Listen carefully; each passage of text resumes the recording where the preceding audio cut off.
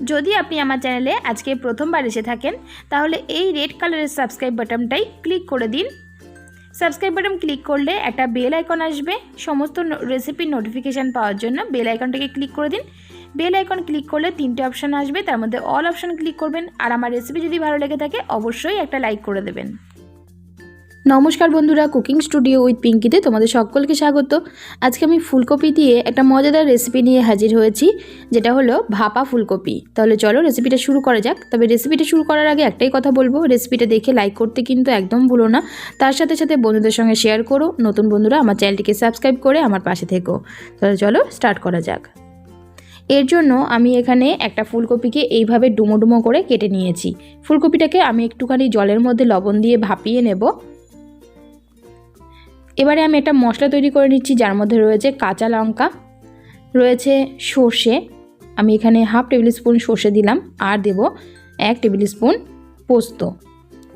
এবারে আমি এটাকে একটু ধুয়ে নেব, তারপর মিক্সিতে পেস্ট করে নেব। দেখো ধুয়ে নিয়েছি। এবারে সামান্য একটুখানি জল দেব, দিয়ে এবার আমি মিক্সিতে এটাকে পেস্ট করে নেব। দেখো একদম মিহি করে পেস্ট করে নিয়েছি। হয়ে গেছে আমার, একদম মিহি করে পেস্ট করে নিতে হবে সর্ষে আর পোস্ত কাঁচা লঙ্কাটাকে। এবারে আমি রান্নাটা স্টার্ট করব। রান্নাটা শুরুর প্রথমেই আমি কড়াইয়ের মধ্যে দিয়ে দিলাম 1 টেবিল স্পুন সর্ষের তেল। তেলটাকে গরম হতে দেব। তেলটা গরম হয়ে গেলে এর মধ্যে আমি ডুমো ডুমো করে কেটে রাখা ভাপানো ফুলকপিটাকে ভেজে নিলাম। বেশ লালচে করে ভেজে নিতে হবে। আর অবশ্যই কিন্তু ফুলকপিটাকে ভাপিয়ে নেবে হালকা জলের মধ্যে 1 মিনিটের জন্য। তাহলে গ্যাসের প্রবলেম যাদের থাকে তাদের কিন্তু গ্যাসের প্রবলেমটা হবে না ফুলকপি খেলে। তো দেখো একটু হলুদ একটু লবণ দিয়ে ভালো করে ভেজে নেওয়ার পর আমি এটাকে তুলে নিচ্ছি।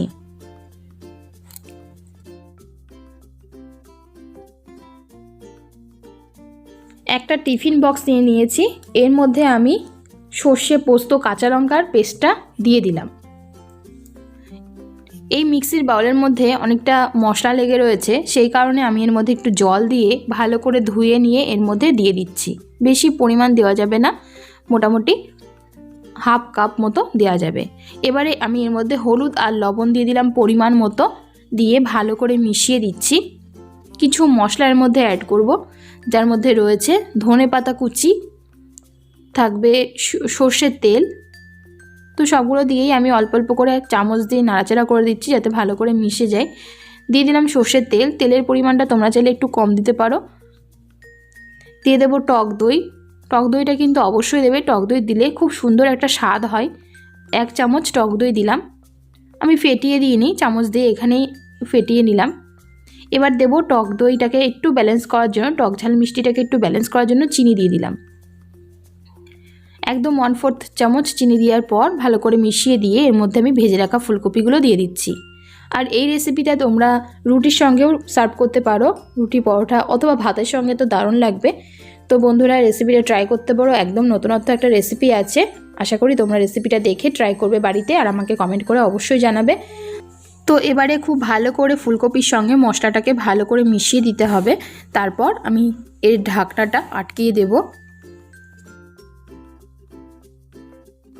ভাপে বসানোর জন্য একটা প্যানের মধ্যে আমি কিছুটা পরিমাণ জল দিচ্ছি। এমনভাবে জলটা দিতে হবে যাতে টিফিন বক্সের অর্ধেকটা ডুবে থাকে। জলটার মধ্যে টিফিন বক্সটা আমি বসিয়ে দেব। এবারে আমি এটাকে ঢেকে দিলাম। ঢেকে দিয়ে 15 মিনিটের জন্য হতে দেব। তবে এই ফ্লেমটাকে একদম লো করে দেব। আর 15 মিনিট বাদে আমি ইন্ডাকশানটাকে বন্ধ করে প্রায় 45 মিনিট বাদে এই টিফিন বক্সটাকে ঠান্ডা করে ফিরে আসছি। ঢাকনাটা আমি খুলে নিচ্ছি, আর খুব সুন্দর একটা কালার এসছে, তার সাথে সাথে দারুণ একটা স্মেল এই সময় বেরোচ্ছে। তো স্মেলটা পেতে গেলে কিন্তু অবশ্যই তোমাদের বাড়িতে রেসিপিটা ট্রাই করতে হবে, আর রেসিপিটা দেখে অবশ্যই একটা লাইক করতে হবে। তার সাথে সাথে শেয়ার ও কমেন্ট করতে কিন্তু একদম ভুলবে না। নতুন বন্ধুরা যারা আজকে প্রথমবার চ্যানেলে ভিজিট করেছো তারা অবশ্যই এই চ্যানেলটিকে সাবস্ক্রাইব করে নিও, তার সাথে সাথে বেল আইকনটাকে ক্লিক করে দিও। আজকের রেসিপিটা দেখার জন্য অনেক ধন্যবাদ।